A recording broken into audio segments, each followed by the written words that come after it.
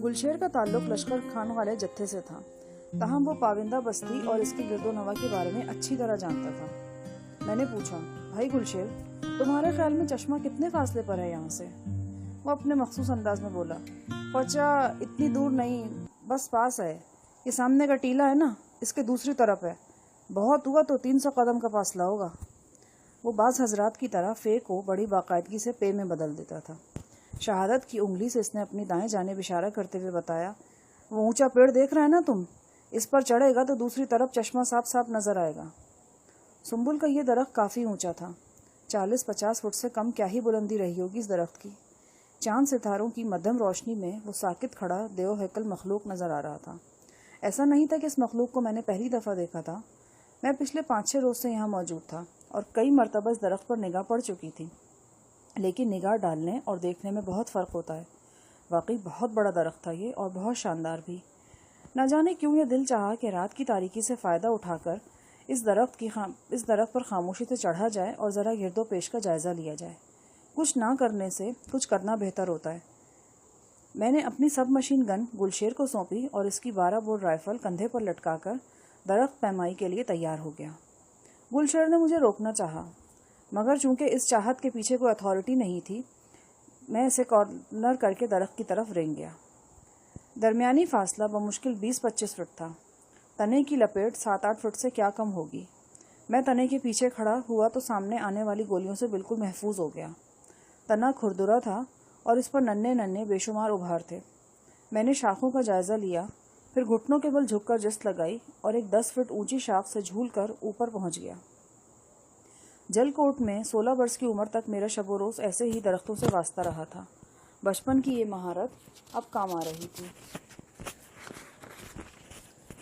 मैं शाखों पर मजबूती से हाथ पांव जमाता ऊपर जाने लगा। कोशिश ये थी कि मेरी नकलो हरकत हत्तुल इम्कान गैर महसूस हो और साकित हवा में बरगो बार इसी तरह महवे ख्वाब रहें जैसे मेरे चढ़ने से पहले थे। ऊंचे दरख्तों पर चढ़ते हुए जूं जूं बुलंदी की तरफ जाएं, काम दुश्वार होता जाता है। नाजुक शाखों पर हाथ पांव का वजन बड़ी महारत से तकसीम करना होता है और ये देखना होता है कि कौन सी शाख वजन सहारेगी और कौन सी नाजुक अंदाम ओई अल्लाह कहकर पाँव के नीचे से निकल जाएगी। खासी बुलंदी पर पहुंचकर मैंने अतराफ में निगाह दौड़ाई। टीले की दूसरी जानिब चश्मे के खद्दोखाल साफ नजर आ रहे थे। यकीनन वहां पानी का जखीरा करने का भी इंतजाम था। मुझे ये जानकर खुशगवार हैरत हुई कि चश्मा टीले के बिल्कुल साथ ही वाक़ था। गुलशेर ने ठीक ही कहा था, ये फासला 250-300 कदम से ज़्यादा नहीं था। यकीनन चश्मे के इर्द गिर्द ईसा जान के मुसल्ला कारिंदे भी होंगे, मगर तारीकी में इनकी पोजीशनें नज़र नहीं आ रही थीं। ये सोचकर मेरा दिल धड़क उठा कि सब मशीन गन के ज़रिए इन पोजीशनों को बआसानी निशाना बनाया जा सकता है।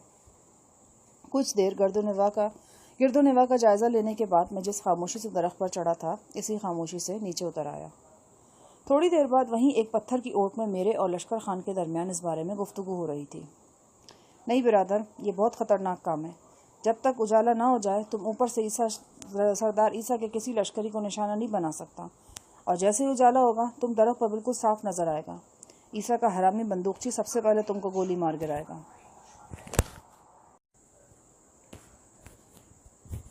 एक तरीका हो सकता है बिरादर, मैंने इस मामले में दिलचस्पी लेते हुए कहा। दरख्त काफ़ी घना है। मुझे यकीन है जब तक मैं गोली ना चलाऊंगा मेरी पोजीशन का पता नहीं चलेगा। क्यों ना मैं 3-4 बरस मारूं और नीचे छलांग लगा दूं और तुम्हारा हड्डी पसली एक हो जाए। लश्कर खान ने मेरा फ़िक्रा मुकम्मल किया। खान, इसका भी हल सोचा जा सकता है। छलांग लगाने के लिए कोई जाल या और कोई चीज़ नीचे रखी जा सकती है। तुम्हारी बात हमारी समझ में नहीं आता बिरादर, ये बड़ा ख़तरनाक काम है। तुम क्यों अपना जान अजाब में डालता है? आज कल सरदार बशर गुल के झोपड़े में सलाह मशवरा हो रहा है। कल नहीं तो परसों तक इस मसले का कोई ना कोई हल ज़रूर निकल आएगा। मैं जानता हूँ जो हल निकलेगा। 8-10 आदमी जान से जाएंगे और मालूम नहीं इस कुर्बानी का फ़ायदा भी होगा या नहीं।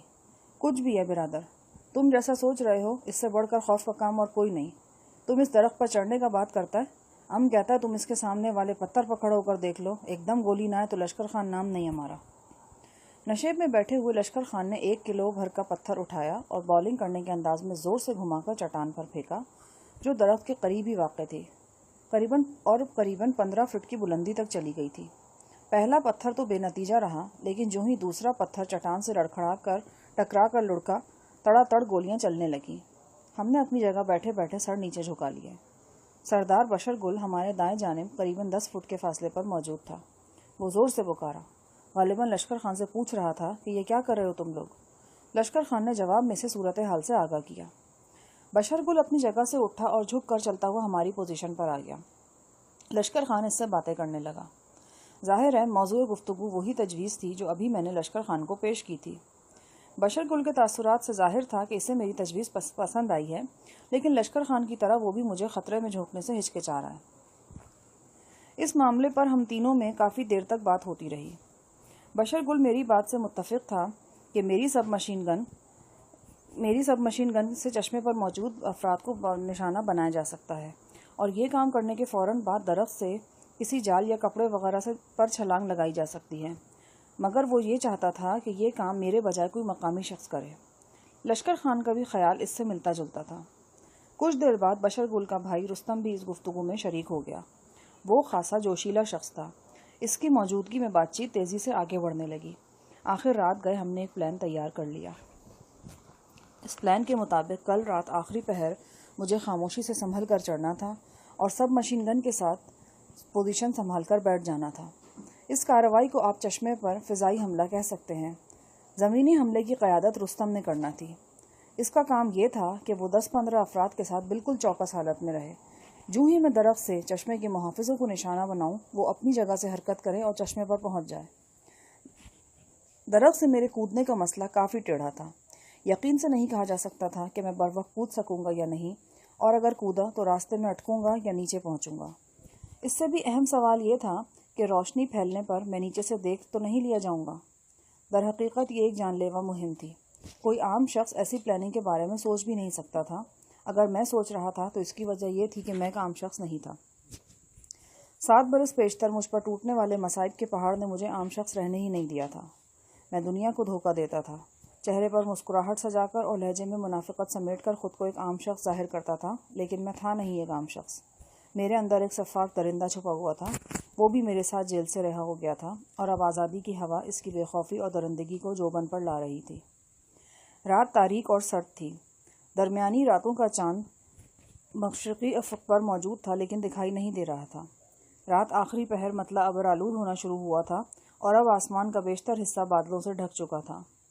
جو ہی میری کلائی کی گھڑی نے 4 بجائے، میں نے قریب بیٹھے گلشیر کا کندھا تھپتا پایا اور مدھم آواز میں کہا، اچھا میں چلتا ہوں۔ گلشیر منمنایا، اپنا خیال رکھنا بھائی، گولی چلا کر پورا چھلانگ مارنا، فضول میں 1 منٹ بھی ضائع نہیں کرنا۔ میں نے اس بات میں سر ہلایا۔ میرے دائیں جانب قریباً 20 فٹ آگے کی طرف رستم اپنے دستے کے ساتھ بالکل تیار حالت میں موجود تھا۔ وہ کل 20 افراد تھے۔ ان میں مقامی صرف رستم تھا، باقی سب لشکر خان کے آدمی تھے۔ وہ خود کار رائفل اور شارٹ گنوں سے مسلح تھے۔ اس کے علاوہ ان کے پاس 2 عدد دستی بم بھی تھے۔ میں نے رستم کی طرف دیکھ کر ہاتھ ہلایا۔ اس نے بھی جواب میں ہاتھ لہرا دیا۔ میں اوندھا لیٹ گیا اور حسب سابق رینگ کر چلتا ہوا سنبل تک پہنچ گیا۔ تنے کی آڑ میں کھڑے ہو کر میں نے اطراف کا جائزہ لیا اور پھر ایک 2 شاخے سے جھول کر درخت پر آ گیا۔ سب مشین گن بھی ساتھ تھی، لہٰذا اس دفعہ درخت پر چڑھنا نسبتاً دشوار ثابت ہوا۔ مورچہ جمانے کے لیے ایک مضبوط 2 شاخہ میں نے کل دن کے وقت ہی منتخب کر لیا تھا۔ سب مشین گن کو مناسب جگہ جمانے کے بعد میں نے چند بالائی شاخوں کو نیچے جھکا کر زیریں شاخوں میں پھنسا دیا۔ اس طرح میرا دایاں پہلو زیادہ محفوظ ہو گیا۔ کالی جیکٹ میں نیچے ہی اتار آیا تھا۔ اب میرے جسم پر ایک خاکستری قمیص تھی اور شلوار بھی کچھ ایسے شوخ رنگ کی نہیں تھی۔ اگر میں اسی طرح بے حس و حرکت بیٹھا رہتا تو اندھیرا چھٹنے پر بھی نیچے سے دکھائی نہیں دے سکتا تھا۔